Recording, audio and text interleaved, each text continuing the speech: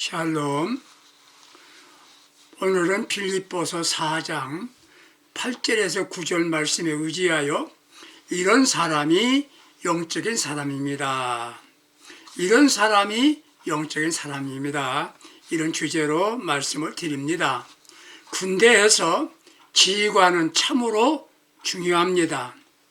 이순신 장군이 재임할 때 일본 군인이 우리나라 군대를 이기지 못했지요.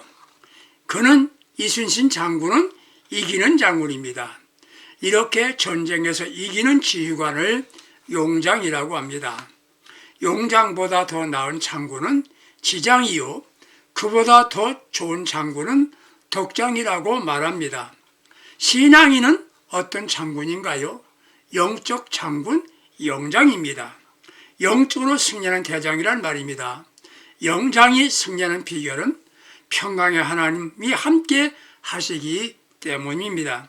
그럼 어떤 사람과 함께 하신다고 했나요? 영적인 사람과 함께 하신다고 말했습니다. 예수의 사람, 영적인 지도자는 달라야 합니다.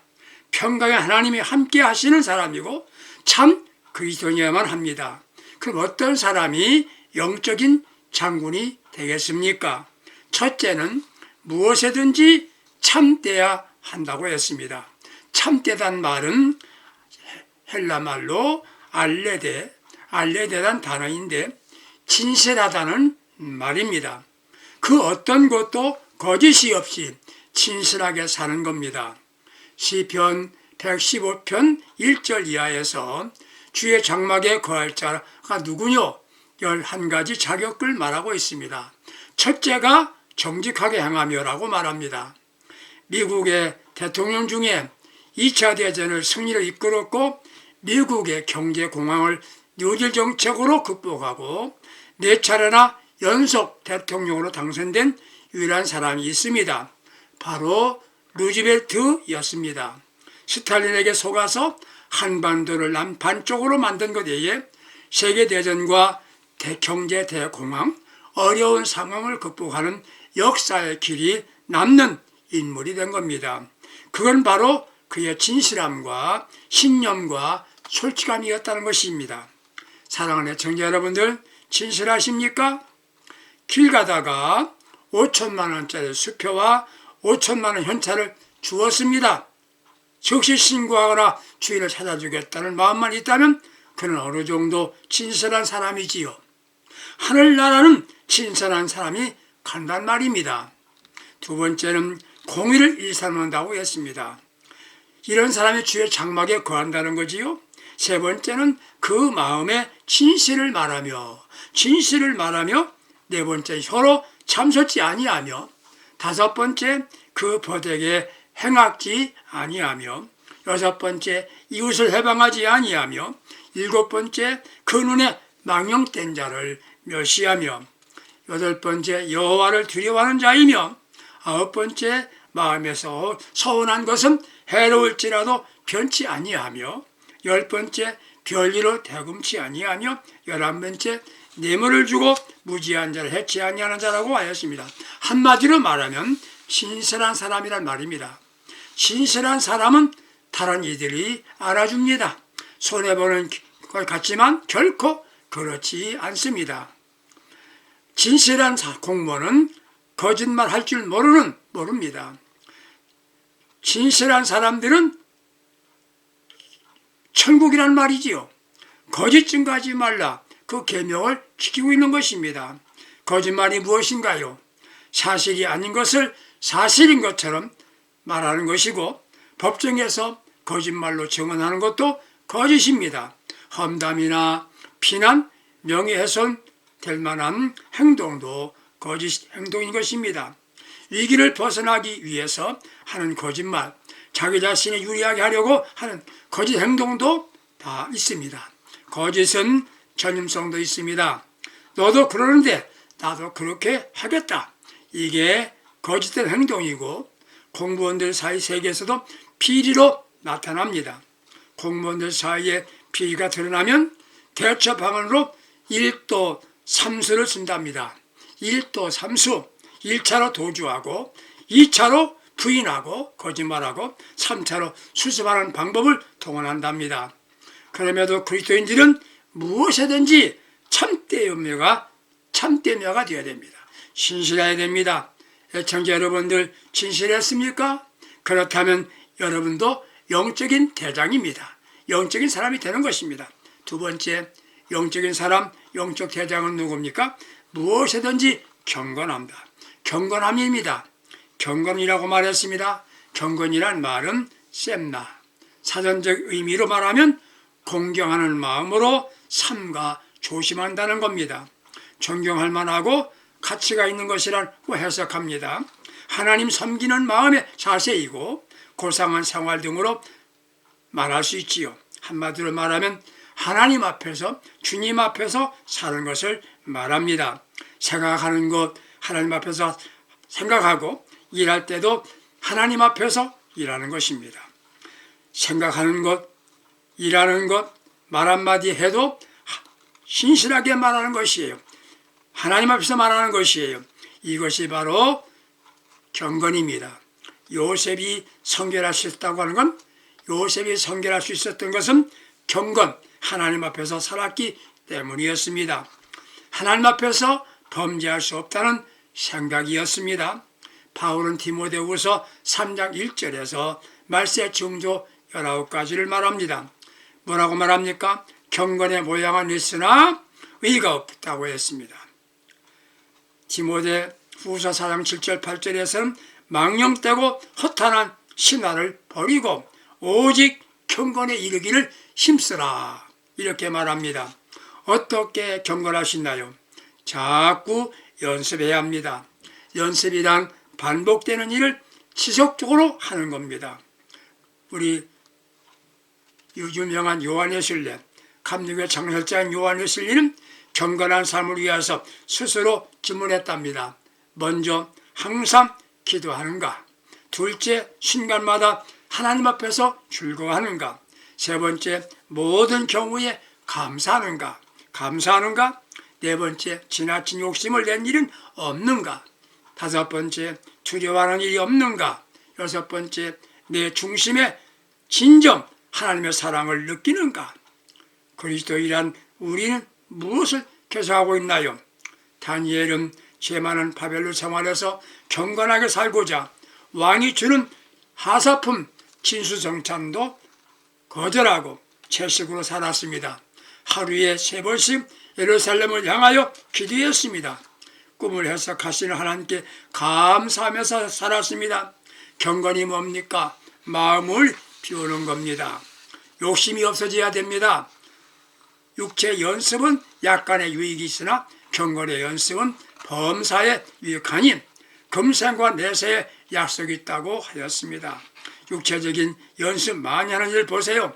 몸짱이 되더라고요. 몸이 좋아집니다. 건강해집니다. 경건한 삶을 그리스도인은 미덕이고 영적인 삶이 훈련입니다. 그렇다면 경건은 하루아침에 되는 게 아닙니다. 자꾸 연습해야 됩니다. 그러면 영적으로 새롭게 됩니다. 영성이 새로워집니다. 영적으로 건강해집니다. 경건 연습을 어떻게 하나요? 먼저 규칙적으로 기도 생활을 하는 겁니다. 새벽 기도 하시는 분들은 경건 훈련 하고 있는 것입니다. 기도 생활이 경건 연습이지요. 앤드류 보나는 매일 삶의 규칙을 정해 왔답니다. 먼저 첫째 규칙은 예수 그리스도와 대화하기 전에는 어떤 사람과도 말하지 않는다. 규칙 둘, 무릎 꿇고 기도하기 전에는 두 손으로 아무것도 하지 않는다. 세 번째 규칙, 성경을 읽기까지 전까지는 어떤 글도 읽지 않는다라고 이렇게 정했답니다. 경건이 뭡니까? 경건은 거룩한 예배 생활입니다. 예배가 경건이지요. 마음과 뜻을 다하여 바른 예배를 드립니다. 모든 일 시작하기 전에 예배로 할 줄 알아야 합니다. 신앙인은 주말을 기다리는 게 아니라 예배를 기다려야만 합니다. 놀러가기 위해서 주말을 기다리는 게 아니란 말이지요. 주일을 기다리면서 예배를 경건하게 드리는 것, 이것이 바로 경건인 것입니다. 명상생활입니다. 자기 자신에 대하여 깊이 생각해 봅니다. 우리 그리스도인들은 삶을 단순화시켜야 합니다. 너무나 복잡한 현실 생활에서 귀중한 보배를 잃고 있다는 것이에요. 주님과 함께 단둘이 교제하는 영적인 교통이 있어야 됩니다. 가난한 가정에 태어나 남의 집 머슴살이에서부터 시작하여 전기선, 보이스 학교 선생, 변호사를 거쳐서 미국의 20대 대통령 된 제임스 가필드는 그리스도인으로서 자기 자신의 삶의 저명을 10가지로 정하고 그것을 생각하면서 평생 실천해 살았답니다. 먼저 근면하게 살자, 게으르지 말자. 두 번째, 약속은 적게 하고 진실을 말하자. 세 번째, 좋은 친구 사귀되 끝까지 사귀자. 네 번째, 남에게 대하여 나쁘게 말하지 말자. 다섯 번째, 요행을 바라지 말자. 여섯 번째, 정신을 흐리게 하는 음료를 마시지 말자. 일곱 번째, 비밀은 내 것이나 남의 것을 지키자. 아홉 번째, 돈을 빌리지 말자. 여덟 번째, 돈을 빌리지 말자. 아홉 번째, 행동에 책임지고 남의 탓으로 돌리지 말자. 열 번째, 잠들기 전에는 반성의 시간을 갖자. 이렇게 작정하고 실천하다가 위대한 인물이 되었답니다. 경건을 만족하게 사는 것이라고 디모데전서 6장 6절에서 10절까지 말씀하고 있습니다. 지족하는 마음이 있으면 경건의 유익이라고 했습니다. 우리가 장엄한 음악으로 예배 드리고 거룩한 예형을 갖추는 게 아니라 삶의 현장에서 만족하고 감사하면서 살아가는 것이 경건입니다. 모든 삶의 초점이 예수님이야만 합니다. 주님이셔야 됩니다. 하나님께 소망을 두고 사니까 만족입니다. 거창한 예배 드리고 난 후에 원망합니다. 남을 비난합니다. 그러면서 대단한 신자라고 착각하는 이들이 있어요. 매사에 만족하고 살아가야 됩니다. 무엇이든지 경건해야 합니다. 말할 때도 생각도 행동도 경건하게 살아야 됩니다. 사랑하는 여러분들, 경건하십니까? 그렇다면 여러분들은 영적인 사람입니다. 영적 대장입니다. 세 번째, 영적인 사람은 누구입니까? 무엇이든지 옳으며 정의가 있어야 한다는 말입니다. 바르게 산다는 것이에요. 아무렇게 살지 않아요. 바르게 처리합니다. 바르게 생각합니다. 우리는 아무렇게나 처리하는 것은 바람직하지 못하단 말이에요. 적당하게 속이고 적당하게 남에게 해를 주면서 자기 자신 이롭게 하려고 한다면 이는 영적인 사람이 아닌 것입니다. 중국 사람들이 꽃을 만듭니다. 조화라고 하지요. 너무 잘 만들어서 생화 같다고 말합니다. 이런 예가 있습니다. 조화가 자기 아름다운 것 자랑합니다. 생화를 보고 내가 뿌리가 있으면 못하느냐? 그런데 어느 날 비가 내립니다. 생화는 뿌리를 내리고 물 뽑으면서 건강하게 싱싱해졌습니다. 그래서 조화는 어떻게 됐을까요? 망가졌죠. 우리는 조화 같은 삶이 되는 게 아닙니다. 겉만 아름답게 꾸미고 예형을 이쁘게 한다고 되는 것이 아니에요. 생화 같은 삶이 되어야 됩니다. 생화같이 살아야 됩니다. 바르게 살아야 합니다. 의인은 시냇가에 심은 나무와 같다고 했습니다. 하나님이 원하시는 게 무엇입니까? 오직 공을 행하며 인자를 사랑하는 거라고 했어요. 뇌물로 인하여서 저희가 사라질 때 미가 선지자는 외칩니다. 미가서 6장 8절에서 세상은 불의하게 적당하게 살아도 되는 거라고 생각하는 것은 매우 잘못된 생각입니다. 내가 손해를 보더라도 정의의 편에 서야 합니다. 이게 무엇인가요? 원칙대로 원리대로 사는 것입니다. 이게 영적인 사람입니다. 영적인 삶입니다. 영장이 되는 겁니다. 네 번째, 영적인 사람은 무엇이든지 정결하다고 말했습니다. 깨끗하게 살아가는 것입니다. 우리는 몸을 깨끗하게 하려고 하죠. 예전 50년대 후반에는 몸이 더러우면 병이 생겼습니다. 몸을 깨끗이 하자고 선생님들이 강조했습니다. 손발을 씻는 거 조사도 해본 일이 있었어요. 가난한 시절에 몸도 깨끗하지 못했고 손발이 마치 거북이 등같이 생겼었습니다. 소고된 이들이 들썩거렸죠. 중요한 건 우리 마음을 깨끗하게 해야 됩니다. 몸만 아니에요. 몸은 전보다 깨끗해졌습니다. 중요한 것은 마음이 깨끗하지 못하다는 건데 문제가 있는 것입니다. 마음이 점점 더러워지고 있어요. 우리 마음은 더럽게 하는 것이 무엇인가요? 탐욕이지요. 이기주의입니다. 나만 생각하고 남 배려하지 못하면 온갖 추한 모습 다 보이고 있습니다. 남보다 나를 생각하는 마음이, 너를 생각하는 마음이 너 풍요로워야 됩니다. 나보다 너를 생각하는 마음으로 넘쳐야 됩니다. 무엇이 나 마음을 더럽게 합니까? 미움입니다. 미움. 어떤 경우는 특별한 이유 없이 미워하는 경우가 있습니다. 이는 성령 역사가 아닙니다. 물론 배신했기 때문에 미워할 수도 있지요. 혹은 미우짓 했기 때문에 미워할 수도 있을 것입니다. 문제는 이유 없이 미워하는 사람도 있어요. 마음 깨끗하게 하려고 한다면, 마음을 깨끗하게 하기 원한다면 미움을 사랑으로 바꿔야 합니다. 무엇이 나를 더럽게 합니까? 음란한 생각이지요. 사람에게 성욕과 번성하라고 하는 하나님의 성적인 욕구를 주었습니다. 성욕은 식욕과 함께 중요한 욕구 가운데 하나지요. 그러나 이게 마음속에 자리 잡으면 통제 불가능하지요. 무엇이 음란인가 생각을 하면 사람이 더럽게 됩니다. 사랑하는 성도 여러분들, 애청자 여러분들은 경건하십니까? 깨끗하십니까? 그러면 영적인 사람입니다. 다섯 번째, 영적인 사람은 무엇이든지 사랑할 만하며입니다. 이 말씀은 신약 성경에 딱 한 번 나옵니다. 사랑스럽고 귀하고 매력 있단 말입니다. 사람 중에 주는 것 없이 미운 사람이 있지요. 그런가 하면 모든 사람에게 사랑받는 사람도 있습니다.